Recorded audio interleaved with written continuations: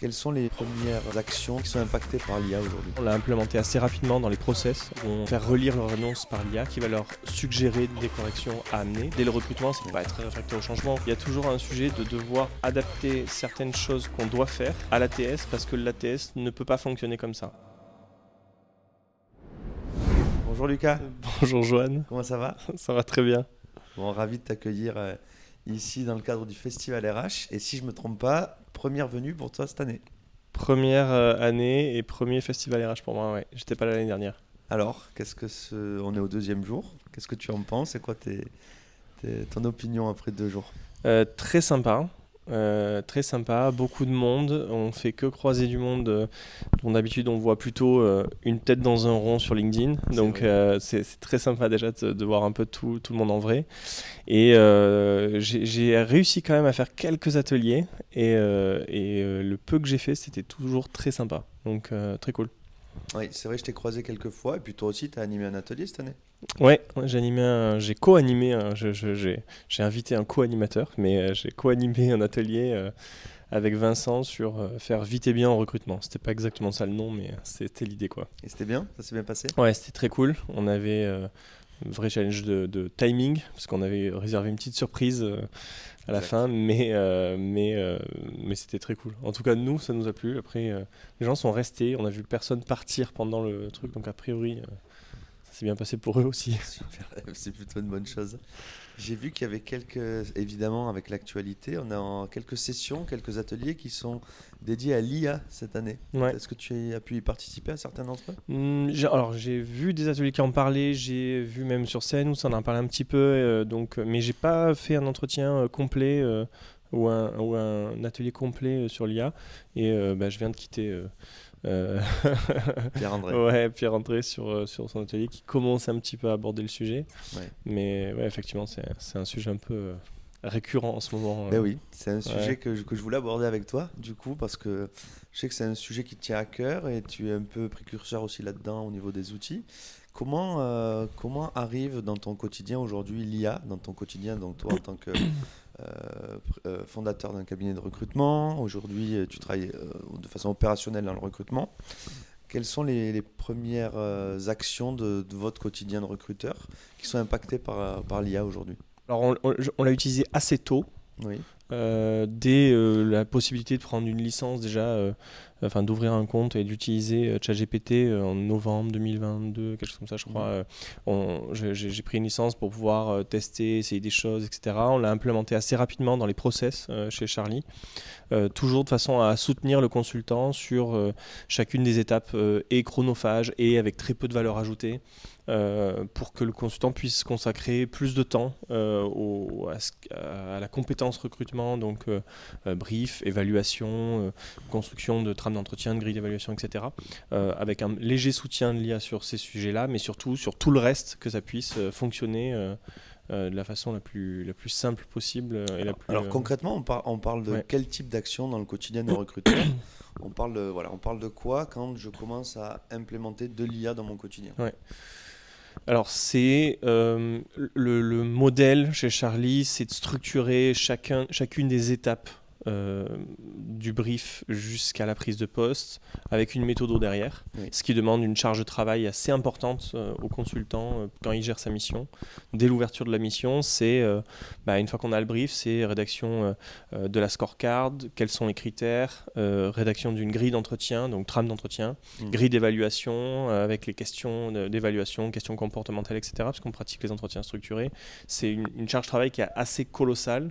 Si le consultant doit faire tout ça à la main tout seul, ils en sont tous capables. Ça, c'est vraiment le premier sujet. Il faut être capable pour pouvoir ensuite se faire accompagner par l'IA.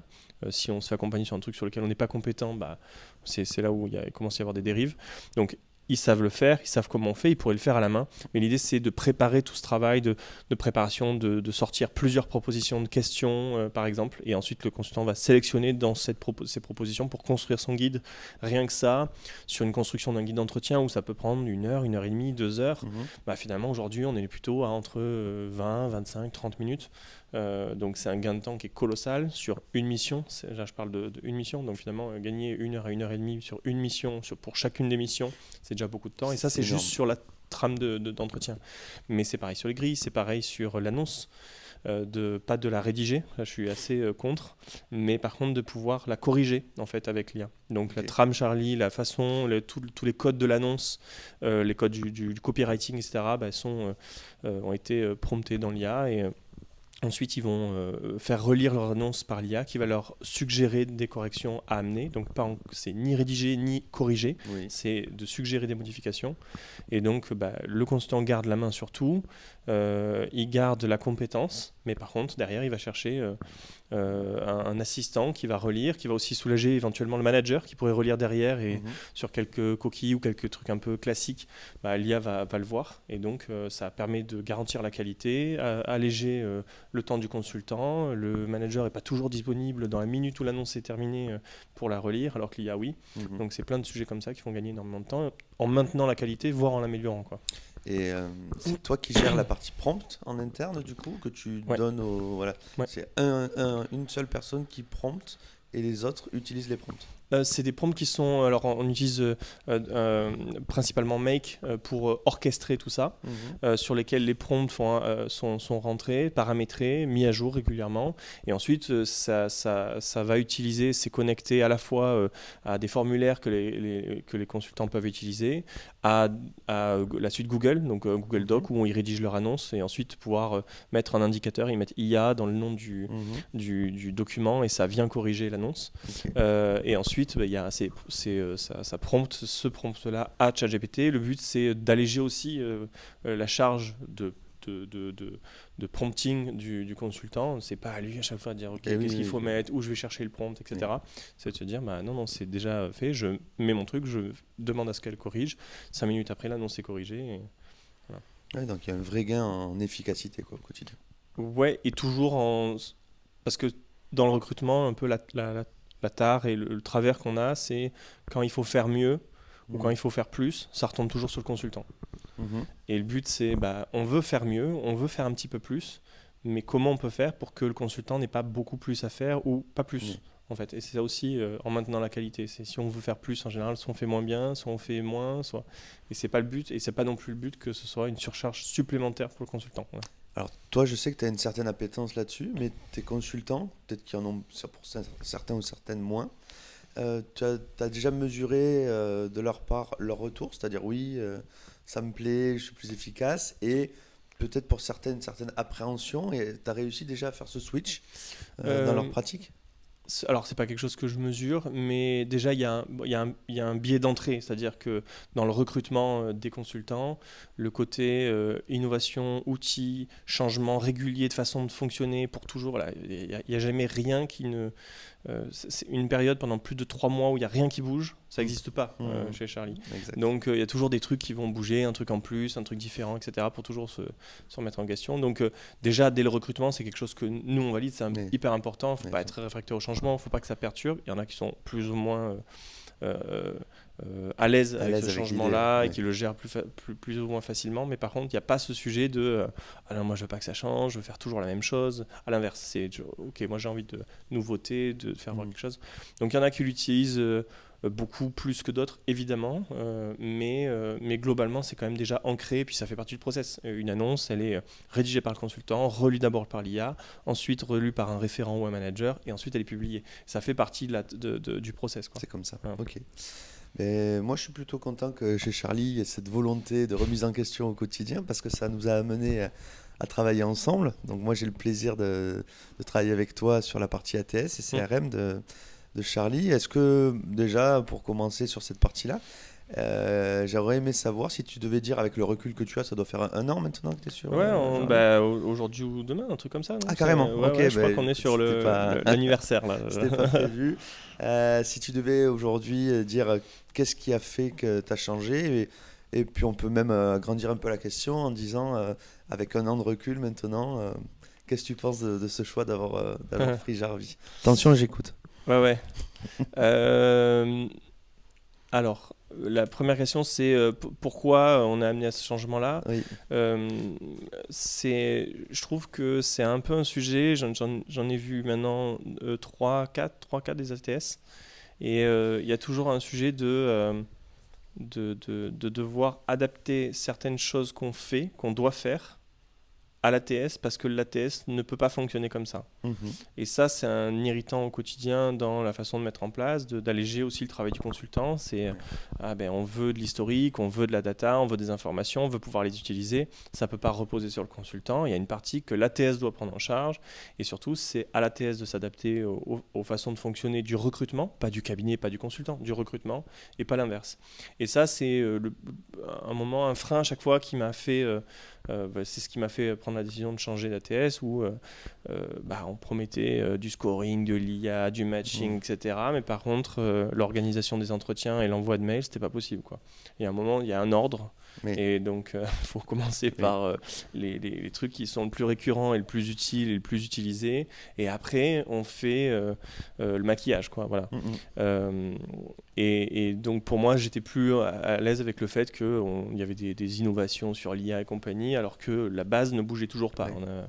Donc, c'est ça qui m'a fait commencer à poser la question, à changer. Et du coup, maintenant, avec le recul sur Jarvie, j'en ai parlé à on va dire 2-3 personnes, peut-être un peu plus.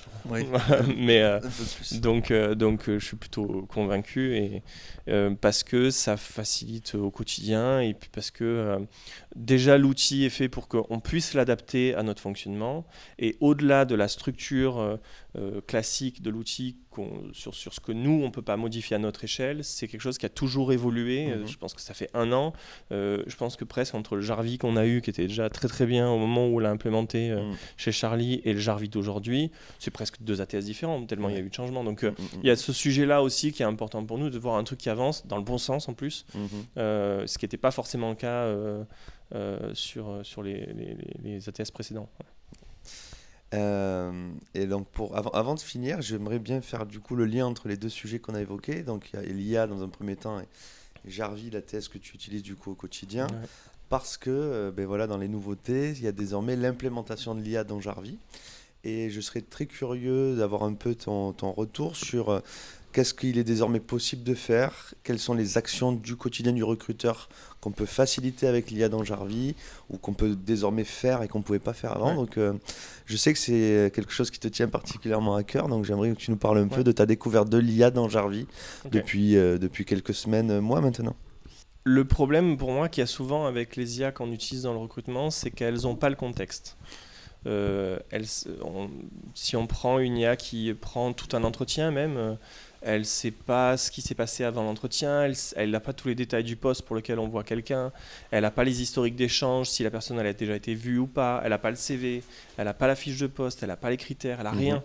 Et donc elle peut éventuellement sur un transcript d'entretien, et on est déjà quand même un peu loin par rapport à ce que fait ce que font les recruteurs en général, il manque ce contexte-là qui fait que forcément, soit il faut énormément prompter, donner énormément de contexte, etc.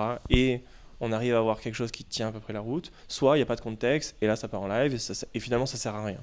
Et le consultant, soit l'utilise et ça ne marche pas, soit il repasse derrière, et finalement il ne gagne pas tant de temps que ça, et il perd en qualité même. L'intérêt de l'IA dans Jarvie, c'est que pour moi, le vrai premier truc déjà, c'est pas du marketing.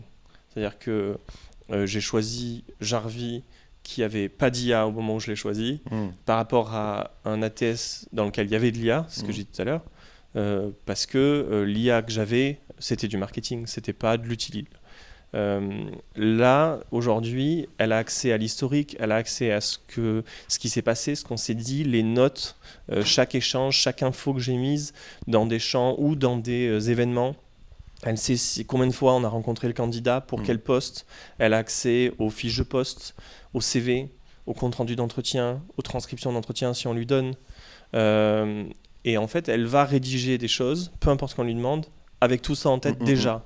C'est-à-dire que même si je lui dis juste le prompt, c'est presque pas un prompt, mais est-ce que tu peux me dire quelque chose sur ce candidat? Mhm. Donc on est vraiment en dessous du niveau 0 du prompt. Oui. On est déjà sur quelque chose de mieux par rapport à un prompt qui ferait une demi-page, mais auquel il manquerait énormément d'infos. Et ensuite, évidemment, si on commence à... donc là, il y a des prompts personnalisables. Donc finalement, nous, on a créé chez nous 5 ou 6 prompts vraiment qu'on utilise régulièrement. Aujourd'hui, je termine un entretien avec un candidat. Je charge le transcript de mon entretien dans Jarvis. Quelque chose que j'aurais bientôt peut-être plus besoin de faire, peut-être, je sais pas. Sûrement. Voilà. Je lance mon prompt, j'ai un mail de rédaction d'un mail directement fait pour un manager, un client, etc., qui reprend tout ce qu'on s'est dit, avec une évaluation, mon évaluation de mes notes, avec les verbatims du candidat, sur chaque compétence. Quand nous, on a une façon de présenter où on note chaque compétence est définie au brief et on note chaque candidat sur chacune des compétences, donc compétences 1, 2, 3, 4, 5, etc. Et donc sur la compétence 1, voilà comment on l'évalue, voilà pourquoi, et avec des verbatims du candidat. Ça, c'est le job d'un recruteur.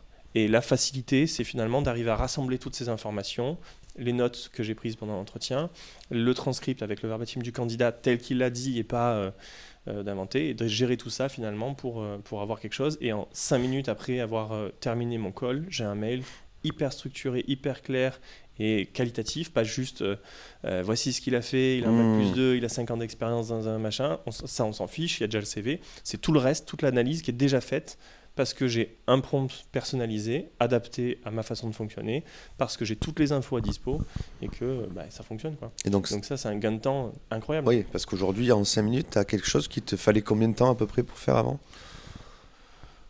Sur certains postes, ça peut être 15-20 minutes, donc c'est déjà 4 fois moins, mais c'est voilà. Et puis sur certains postes, ça pouvait prendre beaucoup plus de temps. Et surtout, de sortir les verbatims, etc. C'est pas quelque chose qui était forcément, ou alors il fallait avoir noté au bon moment, etc. Donc c'est quelque chose. Donc tu as gagné en qualité aussi. Voilà. Plus de qualité, et en même temps, je raccourcis énormément de délai. Je termine un entretien un peu tard, et ça m'est arrivé il y a 3 semaines. Je termine un entretien un peu tard parce qu'il faut voir après, etc. À 20h, l'entretien se termine. À 20h10, le mail, le client a la totalité des informations, ce qui n'était pas possible avant. En fait, surtout à 20h10 après une journée de travail, quoi. Et puis tu t'as fini et tu peux passer à autre chose, c'est ça. plutôt que de repartir dessus le lendemain. Et on parle là juste de la présentation d'un profil et d'une évaluation d'un candidat à un client. C'est une seule des possibilités là. Il y a autre chose que tu as essayé dans Jarvis ? La rédaction d'annonces guidée. Ce qui est pas mal, c'est qu'on peut se permettre des allers-retours. Ce qui marche pas dans la rédaction d'annonces, c'est pareil, toutes les raisons de contexte, etc. Mais surtout qu'en général, pour une annonce en une seule fois, et forcément, elle est vraiment au max pas terrible. Là, il y a une interaction de dire, voilà, je veux que tu poses ces questions-là au consultant, demande ça, reformule, valide, etc. Ce qui fait que l'annonce, il n'invente pas, parce que le pire dans les IA, c'est l'hallucination. Et donc, il n'invente pas la moitié de l'annonce en disant, il y a une équipe de 5 personnes, je t'ai jamais dit qu'il y avait une équipe, je t'ai jamais dit qu'il y avait 5 personnes, mais par contre, mais comme il fallait un paragraphe sur l'équipe, je l'ai fait, quoi. Voilà. Donc, on n'a pas ce sujet-là. Ça commence, je pense qu'il y a aussi une partie du prompting à revoir, mais en tout cas, ça commence à être quelque chose d'intéressant. Et après, qu'est-ce que... c'est déjà pas mal. Je crois qu'il y a une ou deux autres choses. Le message d'approche. Oui, voilà aussi. ce que j'allais dire. Sur l'accroche du message d'approche, d'arriver sur une personne, d'aller chercher le petit truc. Petit truc. Donc, finalement, il arrive à analyser le profil LinkedIn, le CV, etc. Il va chercher 1, 2 trucs, 2, 3 éléments hyper personnalisés, individualisés et personnalisés, qui vont faire que l'accroche, les 2, 3, 4 premières lignes du message d'approche sont hyper personnalisées. Et donc, ça, c'est un gain de temps aussi. Il faut arriver à le prompter, il faut que ce soit hyper clair. C'est pour finalement 2-3 lignes, c'est probablement un prompt de 10 ou 12 000 caractères. Je ne sais pas si c'est vraiment la façon de le faire, mais en tout cas, il y a vraiment une valeur ajoutée sur ce truc-là, de pouvoir personnaliser. Et du coup, encore une fois, cette fois-ci, ça ne va pas forcément raccourcir le temps. Mais par contre, clairement, on augmente en qualité de pouvoir faire des messages hyper personnalisés. Voilà, donc c'est un début. Bon, et du coup, satisfait alors des débuts et de ce que tu vois sur cette partie-là? Pour l'instant, j'en demande encore un peu plus, mais je suis très satisfait de C'est ce le qu'il y a jeu déjà. chez Jarvis. On n'est Non, pas mais- trop à se satisfaire de l'existant, donc ça nous va. Ça marche déjà bien, ça tourne bien et puis et ça avance. Voilà. Après, il faut aussi se poser des questions sur sa façon de prompter Évidemment. donc, ça demande un peu de temps. Bon, super. Avant de finir, on le sait, enfin, ça commence à savoir que Jarvis aime bien aussi aller faire des événements dans différentes villes et qu'on ait des relais dans ces fameuses villes pour nous accompagner. Donc peut-être qu'il y aura un event Jarvis à Marseille dans les semaines ou les mois à venir. C'est bête. T'es partant? Pourquoi pas? Bon. Ouais. Eh ben écoute, on en reparle alors. Dis-moi où et quand. Ben, on va discuter de ça ensemble. Ok, ça va. Merci Ça d'avoir marche. joué le jeu, Lucas, Merci, Joël. et à très vite sur Jarvis alors. Salut. Ciao, ciao.